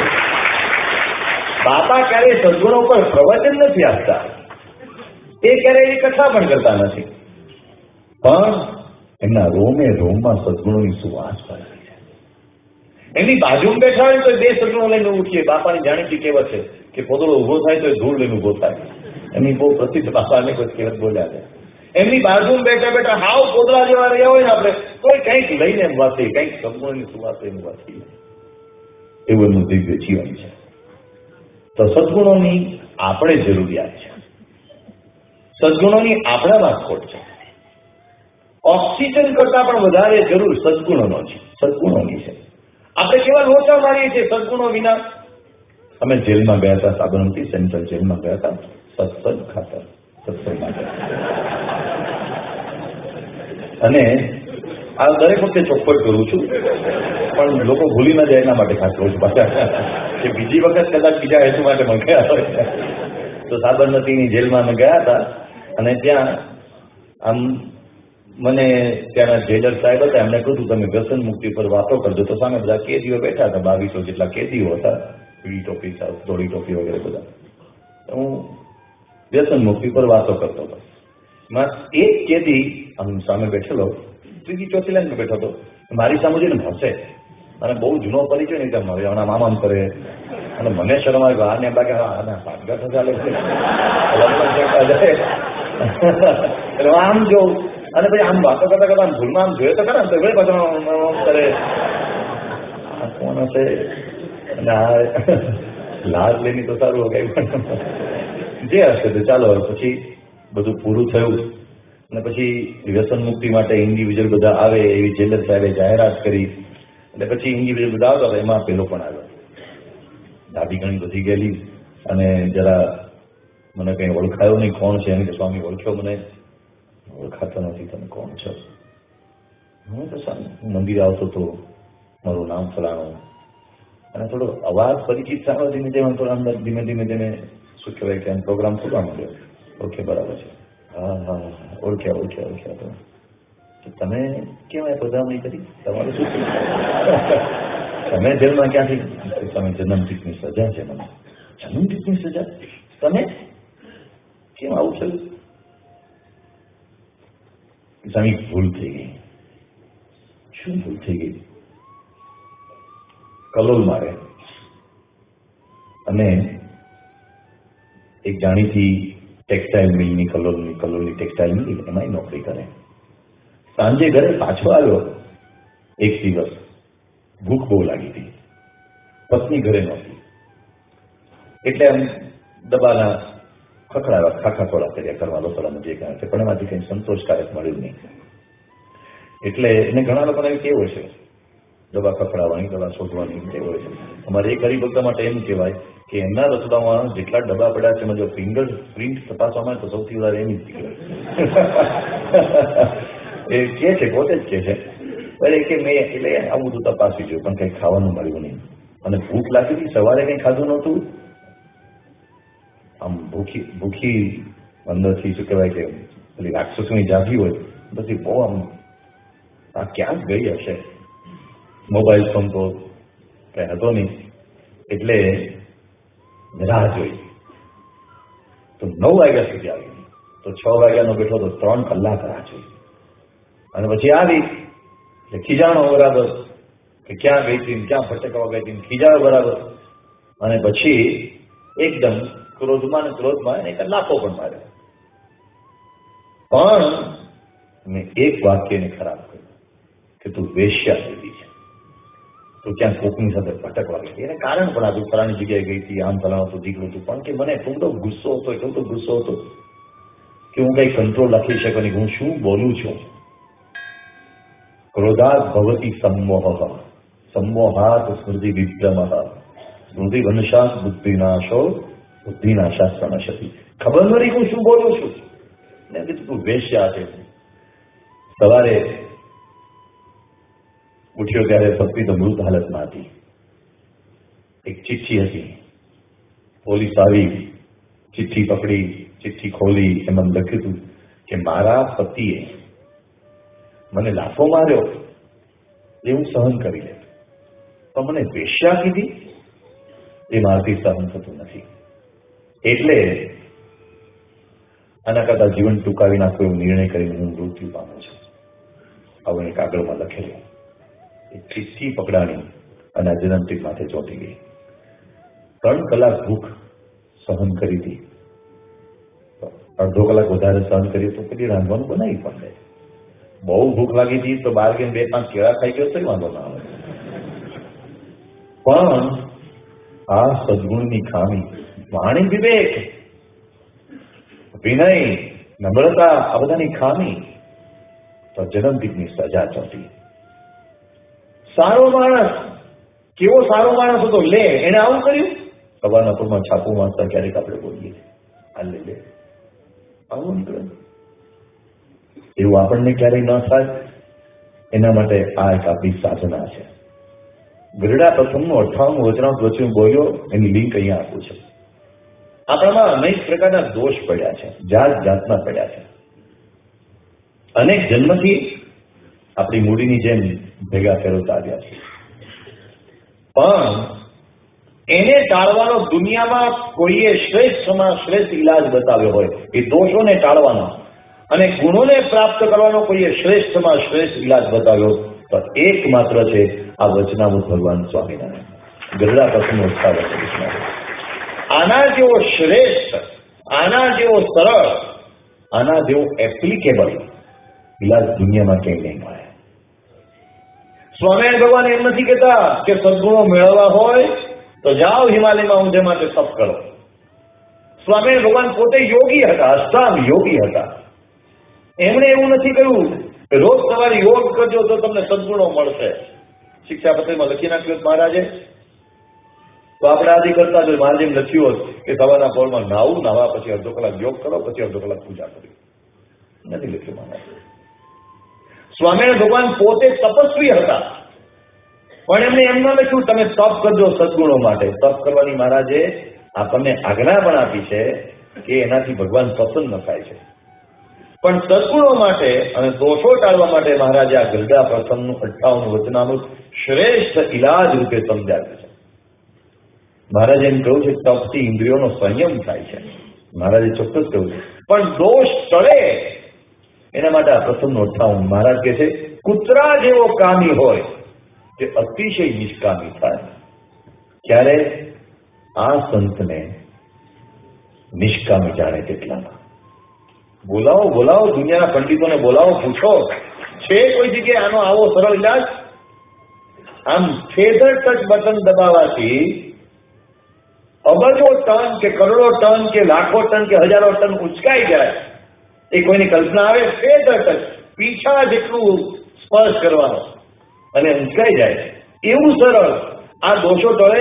પેલા ચ્યવન ઋષિ બિચારા રાફડો થઈ ગયા હતા અને પેલી સુકન્યા એ વનમાં ફરતી ફરતી કઈ મૃગયા કરવા નીકળી હશે ને તેનું તીર વાગ્યું અને ચ્યવન ઋષિનો પેલો રાફડો હતો એમાં એક તીર ઘૂસી ગયું અને એમાંથી લોહી બહાર આવ્યું. તો પેલી બિચારી સુકન્યા દોડતી દોડતી ત્યાં ગઈ અને એની બધી એની જે કઈ સહેલીઓ કે સાથે જે ગયા છે જયારે રાફડો ખોલ્યો તો અંદરથી ચ્યવન ઋષિ નીકળ્યા. અને ચ્યવન ઋષિ તો એક આંખ તો ફૂટી જ ગઈ હતી કારણ કે તીર વાગ્યું હતું. એક જ આંખ ખુલી, વન વે. એક આંખે એમને સુકન્યાને જોઈ. હજારો વર્ષોના તપ પછી એક આંખે સુકન્યાને જોઈ અને ચવન ઋષિ નક્કી કર્યું કે હવે તો આને પરણવું છે. અરે બાપા, ઘણા લોકો 82 વર્ષની ઉંમરે 85 વર્ષની ઉંમરે વિચાર કરી કે હારું લગ્ન કરવા જોઈએ. એક માણસ બાપા પાસે આવ્યા હતા બોચાસણમાં, 82 વર્ષની ઉંમરે. બાપાને કહ્યું સ્વામી લગ્ન કરવા છે, આશીર્વાદ આપો થઈ જાય. તો બાપા બીજું આમ જોઈએ સંતોષામાં જોઈએ એને શું આશીર્વાદ.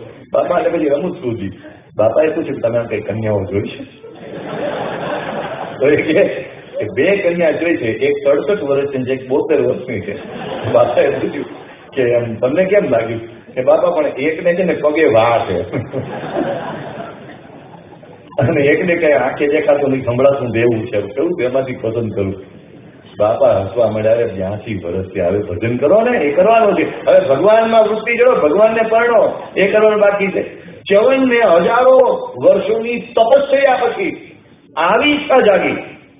પેલા રાજા આવ્યા, એના પિતા સુકન્યાને આવ્યા, એને પ્રણામ કર્યા. ક્ષમ્યતામ ક્ષમ્યતામ, રાજી રહો રાજી રહો, ક્ષમા કરો ક્ષમા કરો, મારી છોકરીની ભૂલ થઈ ગઈ છે, શાપ આપીશ, મને મારી લગ્ન કરાવ તારી દીકરીના, અને બધાનો વિનાશ કરી નાખીશ.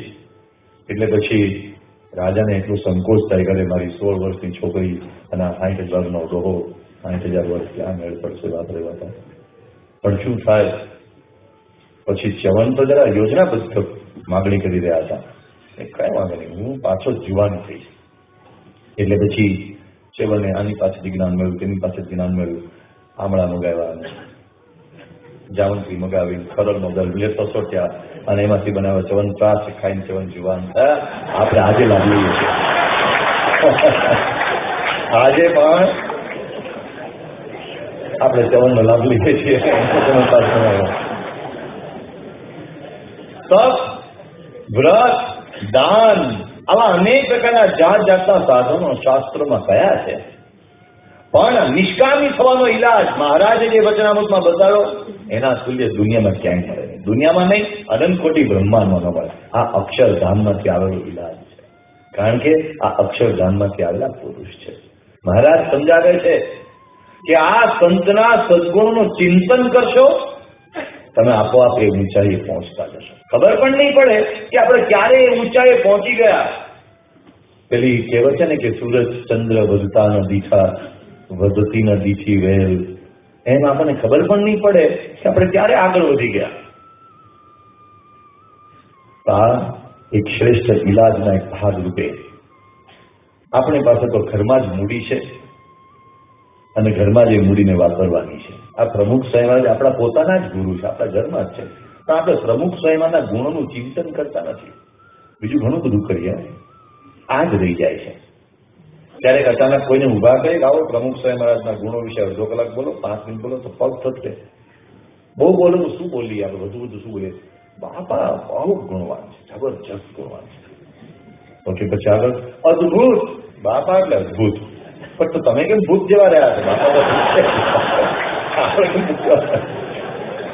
હા, બાપા વિશે ગુણ ચિંતન કરતા હોય અને તમે બોલો. હાલો હમણાં તમને કહું, તમને એમ કહેવામાં કે ભારતના ફલાણા નેતા વિશે બોલો, ભલે જબરજસ્ત.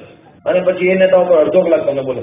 ક્રિકેટરો ઉપર સચિન તેંડુલકર નિવૃત્ત થયા ત્યાર પછી એક જણાએ અમને સચિન તેંડુલકર ઉપર અડધો કલાક વાત કરી. શું એના સ્ટ્રોક હતા, એ માણસની શું ફલાણા પ્રકારની સ્ટાઇલ હતી, એના અડધો કલાક નું વર્ણન કર્યું.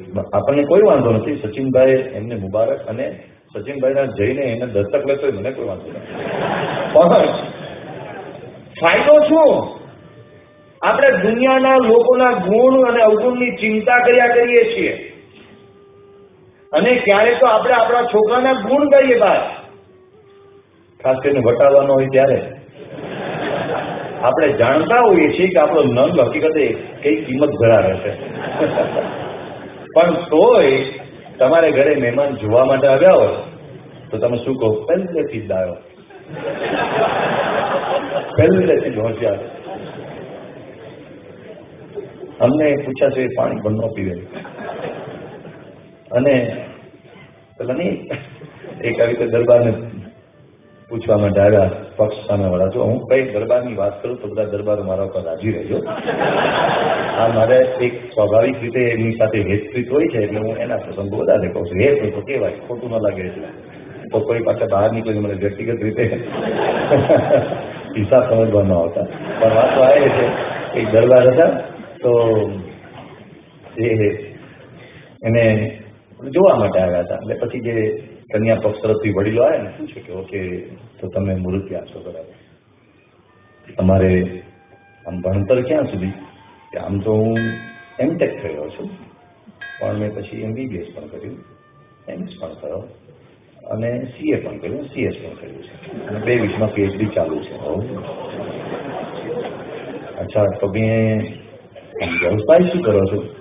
આમ 2 જ્વેલરીના શોરૂમ સિટી રોડ પર છે, 2 કન્સ્ટ્રક્શનની સાઇટ અહીંયા ચાલે છે, આ બાજુ રોડ અને રસ્તાનો આખો હાઈવે મને સોંપે છે, હું એ રોડ રસ્તો બનાવું છું અને સાથે સાથે મારું રિયલ એસ્ટેટ પણ બહુ મોટા પાયે છે, જમીન લેવેથી પણ મોટા પાયે કરું છું. સાથે સાથે હું આજે ફોરેન લઈ ટૂર્સ અને ટુરિઝમનું એ પણ કરું છું. મકાન પોતાના છે, હા, 1 બંગલો બોપલમાં છે, 2 બંગલા ગાંધીનગરમાં છે, 1 બંગલો આણંદ બાજુ છે અને 2 વડોદરામાં પણ છે. બધા લગભગ 2-2 એક એકરમાં છે, બહુ મોટા 2-2 એક એકરમાં છે. અને તમારે કોઈ વ્યસન ખરું? સોપારીનું પણ નહીં, ઘણા પણ નહીં. તો તમારે કોઈ આમ દારૂ પીવાની, સિગારેટની, તમાકુની કોઈ આદત નહીં? ના, કોઈ આદત નહીં. બીજી કોઈ આમ ખરાબ આદત? એક જ આદત ખરાબ છે, કે જૂઠું બોલવાનું, ખોટું બોલવાનું, બાકી કઈ આદત? ઝીરો થઈ ગયા. આવા લોકો, આપણે આવા બધા સદગુણો, પોતાના ગુણો ગાય કેટલાક તો. અરે ભાઈ, આ બધાના ગુણો ગાવા કરતા જિંદગીમાં આ ભવસાગરને તરવું હોય તો આ પ્રમુખ સ્વામી મહારાજના ગુણગાન ગાઓ, એના ગુણગાનમાં ઊંડા. આપણે સત્સંગીઓ ઘરમાં બેઠા બેઠા બાપાના ગુણ નથી બોલી શકતા અને પેલા અબ્દુલ કલામે 7 વખતની મુલાકાતમાં બાપાના ગુણ ગાય અને જીવન સાર્થક કર્યું. ઘરમાં જ બેઠા છીએ આપણે. પૂજ્ય મહંત સ્વામી ઘણી વખત કહે છે, આરબો ત્યાં અરબસ્તાનમાં ઊંટિયા ઉપર ફરતા હતા, ઊંટડીનું દૂધ પીતા હતા, ખજૂરો ખાતા હતા છૂટા છવાયા, વણજારાની જેમ ભટકતી જાતી. એના ઘરમાં જ એમને ત્યાં જ તેલ હતું અને ખનીજ તેલ નીકળ્યું. અને અત્યારે તમે જો દુબઈની શકલ બદલાઈ ગઈ, અબુધાબીની શકલ બદલાઈ ગઈ, બધા દેશો આખા સાઉદી અરેબિયાની શકલ બદલાઈ ગઈ. તે તેલ, ખનીજ તેલ ક્યાંથી બહારથી લેવા ગયા હતા? ક્યાંથી લેવા ગયા હતા? એ જ્યાં રહેતા હતા એની નીચે જ ખનીજ તેલ પડ્યું હતું, બધું રૂપિયાનું. એમ આપણે દુનિયામાં ક્યાંય સદગુણો શોધવા જવાની જરૂર નથી. દુનિયામાં જેટલા સદગુણ માત્ર છે એ એક જ જગ્યાએ ભેગા થઈ ગયા હોય, પ્રમુખ સ્વામી મહારાજના ખોળામાં. પ્રેમાનંદ સ્વામી ગાયું છે, હારે જેના ગુણે રીજા ગીરધારી. કેટલાકના ગુણ હોય પણ એનાથી ભગવાન રાજી થાય. સદામ હુસેન પણ દયાળુ હતો એવું કહે છે લોકો, એને કેટલાકને બદલી કરીએ છે, પણ ભગવાન રાજી થાય એવા સદગુણ છે. હરે જેના ગુણે રીજા ગીરધારી રે, એવા સંતની બલિહારી રે. હરે જેના ગુણે રીજા ગીરધારી રે. કેવો અદભુત પંચ આપ્યો છે પ્રેમાનંદ સ્વામી આ પંક્તિમાં. છૂટાછવાયા સદગુણો તો મારા તમારા જેવા કરોડો લોકોમાં હોય છે, પણ જેના સદગુણો છે ને ભગવાન ખુશ થાય. ગુણાતીતાનંદ સ્વામી લખ્યું, ચાખવું દેખી છાતી ઠરે, કાકા બળ્યા દુકાળ. જેને જેને ભગવાનની છાતી ઠરે, ભગવાન ખુશ થાય. શાસ્ત્રીજી મહારાજ પ્રમુખ સ્વામી મહારાજને જોવે અને હિલોળા ચડે. તમે જુઓ છબીઓમાં, શાસ્ત્રીજી મહારાજ કઈ રાજી થાય ગમે તેને જોઈને? એમના ગુણો છે ને શાસ્ત્રીમાં જ રાજી થાય. નાના મોટા સૌ કોઈ રાજી થાય. યાદ રાખજો, ગુણોનું ક્યારેય માર્કેટિંગ કરવાનું નથી હોતું. ગુલાબ આંખો બંધ કરીને આપણી બાજુમાંથી કોઈ ફેરવે અને કોઈ બોલે કે ન બોલે, આપણને ખબર પડી છે કે ગુલાબ છે ને આ મોગરો છે. પુષ્પોની સુવાસ આપોઆપ અનુભવાય છે.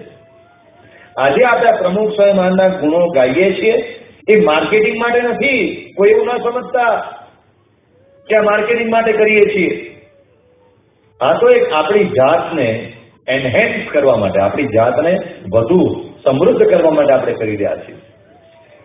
પણ આ કેવા ગુણો છે? ભગવાન રાજી થાય એવા ગુણો છે. જે શાસ્ત્રીજી મહારાજ જે ગુણો જોઈને રાજી થતા, જે ગુણો જોઈને યોગીજી મહારાજ રાજી થતા, જે ગુણો જોઈને એમના સંપર્કમાં આવેલા કોઈ પણ વ્યક્તિ પ્રભાવિત થયા છે. કેવા કેવા લોકો એમનાથી પ્રભાવિત થયા છે, કેવા કેવા લોકોને કેવા કેવા સ્વામીજીના ગુણ સ્પર્શી ગયા છે. સ્વામી બાપાએ ક્યારેય કહ્યું નથી મારામાં સત્ય છે, મારામાં શૌચ છે, મારામાં નિર્માનીપણો છે. બાપા ક્યારેય બોલતા નથી, પણ બાજુમાં બેસતા અને તરત અનુભવ થાય. બિલ ક્લિન્ટનને પ્રમુખ સ્વામી મહારાજ ફક્ત 4 મિનિટ માટે મળવા આવ્યા હતા, 4 મિનિટ માટે, અને પછી કુલ 17 મિનિટ માટે બાપાને માયામીમાં 2000ની સાલમાં પહેલી વખત મળ્યા. અને આ મોગરો જુદો છે, ખબર પડી ગઈ. આમના જેવા નિર્માણી કોઈ નથી, આમની આંખોમાં જે નિર્મળતા છે એ કંઈ નથી. સ્પર્શી ગયા, સ્વામી બાપાના સદગુણો સ્પર્શી ગયા. જેના ગુણોથી ભગવાન રાજી થાય, એના ગુણોથી આખી દુનિયા રાજી કેમ ન થાય? આખી દુનિયાને કેમ ન સ્પર્શે? ખુદ ભગવાનને સ્પર્શતું હોય તો. એવા એક અદભુત ગુણોનો સાગર આપણને પ્રાપ્ત થયો છે. હિલોળા મારે એવો ગુણોનો સાગર છે. પણ આપણે પેલા ગંગાને કાંઠે રહ્યા અને તરસ્યા એ નામની કોઈ કવિતા વાંચી હતી. એમાં આપણે કેમ તરસ્યા રહ્યા છીએ? ગંગાના કાંઠે બેઠા છીએ.